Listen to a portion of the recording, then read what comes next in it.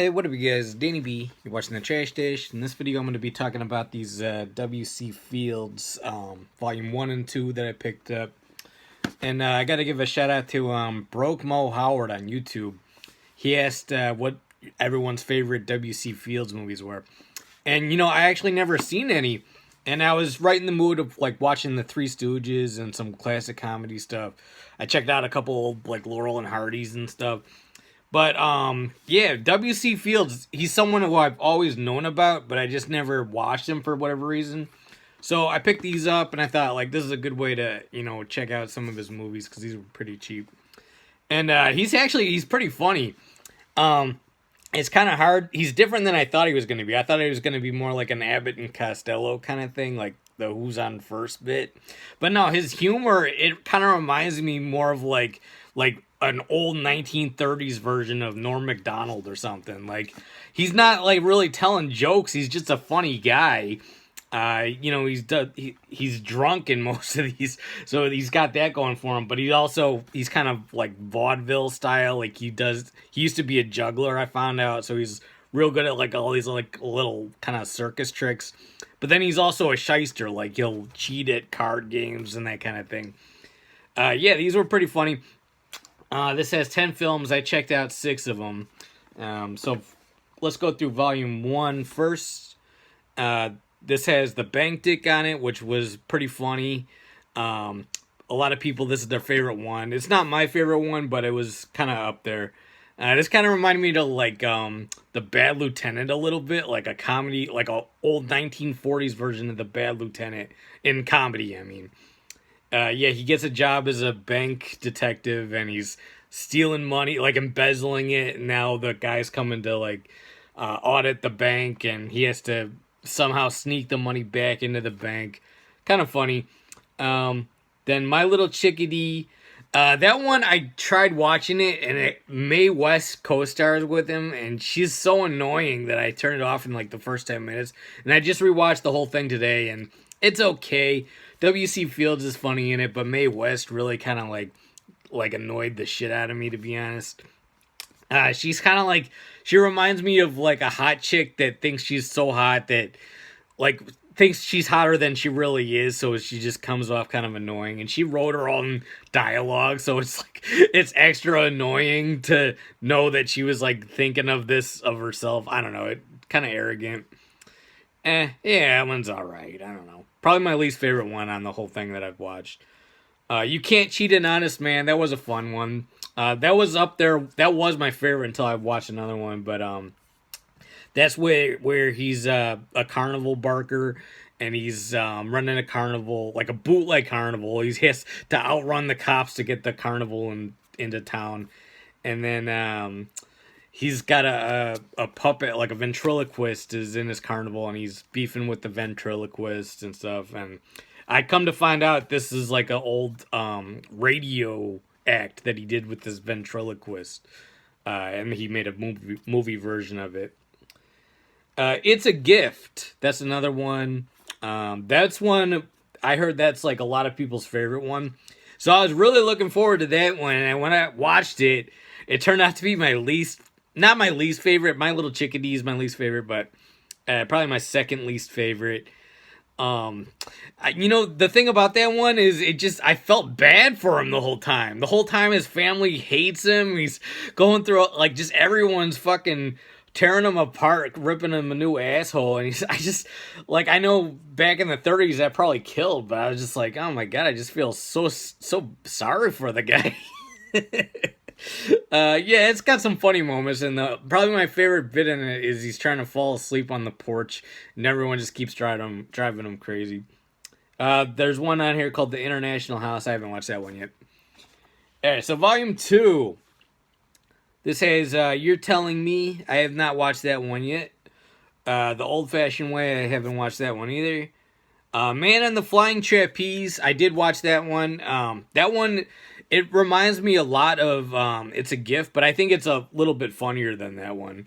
I like that one a little bit better. Or I like Man on the Flying Trapeze a little better. And this one, so he has a family that hates him in this too, but it's a little bit funnier. Some burglars break into his house, and they're stealing his like homemade whiskey. He's a bootlegger, I guess. And then, or maybe he's just gonna drink it himself. But they get drunk in his basement and they're singing, and then it takes him half an hour to get down there, and his wife is like mad at him the whole time for not going down there, and he's like just like, hold on, let me get my socks. And then he has to dig his gun out of the drawer. He's like, what are all these walnuts doing in the drawer? Yeah, pretty funny stuff in that one. And then he goes to his job and he wants to go to a wrestling match, so he tells his boss that his mother-in-law is dead. So they tell the newspaper, and people are sending flowers to his house and everything, and funny stuff. Poppy, that's another one on here. That was actually my favorite one on this that I've watched so far. That one, the thing about that one is it's not like funnier than the rest of them. Like it's probably like the same amount of funny, but these all kind of have a side story where he has to help out his daughter get married or something like that. And out of all those, the Poppy, the actress that plays his daughter in that one, does the best job. So I actually cared more about her than any of the other actresses playing his daughter or his niece or whatever. It's kind of all has like the same type of storyline going for it. But yeah, I like that one. He's really funny in it. It takes place in the 1890s, I believe. So like 40 years before it was made, I think. And he's also a carnival barker in that one. So it's kind of got like some stuff in common with You Can't Cheat an Honest Man. A little bit better than that one, though. And then last up is one called Never Give a Sucker an Even Break, which I believe was his last starring role. And that one is so weird. It's like he went from all the ones I've seen are semi-realistic, like there's nothing too far-fetched, but in this one it's got like so many like weird, almost like he was trying to do like a Three Stooges type of humor where they kind of go like surreal a little bit, but like with him, I don't know, it just seems kind of out of place and it's pretty bizarre. And then I've also heard that he was so drunk when he wrote it that he like just wrote like some random shit, and then he also was drunk when he was starring in it. So like the studio executives didn't know how to make this into a full like film to make sense, so they had to add certain stuff. Like they said, all right, so in this, instead of doing this scene within the movie, you're going to be pitching this idea for a movie to us. So I don't know, it's a little surreal. Lots of weird stuff that doesn't even really add up to a joke, but it's still funny. Like, there's a whole thing where he keeps asking someone to go to like lunch for him, or like get lunch with him. He goes like, "How about me and you go out for a cup of mocha java?" And then when he's in the restaurant, he goes, "I'll have a mocha java with cream."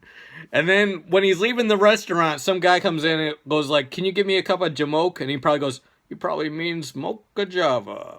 And I was like, it has nothing to do with anything else in the movie, but it's just like kind of funny. I was looking forward to that one the most just because I did see a clip of it online and I was like, that seems pretty hilarious.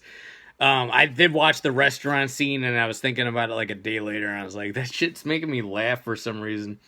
So this one, it would be my favorite, but it kind of goes off rails when he runs into like a Russian family that lives up in the clouds or something, and then it just kind of loses me. But the whole scene with him in the airplane cracks me up, especially because it's like he's taking a train ride where he's like sleeping, like the plane has fucking sleeping compartments and stuff. And I mean, he wrote it obviously like it was meant to take place on a train, but it wouldn't make sense of him jumping out of a train and landing in the clouds. So I don't know if he's ever been on an airplane, because it's nothing like how an airplane is. Like he has beef with this circus actor guy in the plane, but then he has to brush his teeth with him the next morning, and he's like, the guy's hogging the mirror and he's like trying to squeeze in there to brush his teeth, and then the plane goes through some clouds and it goes dark, and then it goes bright again, and then like he's brushing the other guy's teeth, or no, I think it was a razor, so like he's shaving the other guy and the other guy's shaving him, and then it was like, what a confusion, or whatever he says. I don't know, pretty funny stuff. Especially when he jumps out of the airplane, there's hilarious. Like, he goes out on the deck and there's a fucking open window and he jumps out of it. Kind of funny shit. And then the, like, special effects they did just looks goofy. Yeah, that's a funny one. Probably my second favorite, maybe. Maybe my third favorite, because I did like You Can't Cheat an Honest Man, too. Yeah, so these are all pretty good. It's going to take time to kind of, like really figure out which one I like best. And then there's 4 I haven't seen, too, so... Yeah, let me know if you guys have seen this. Let me know some other good W.C. Fields movies that are not on these collections, I guess. If that's not all of them, I don't know. But yeah, this is Danny B. You're watching The Trash Dish. Hit the like button, comment, and subscribe. Peace out.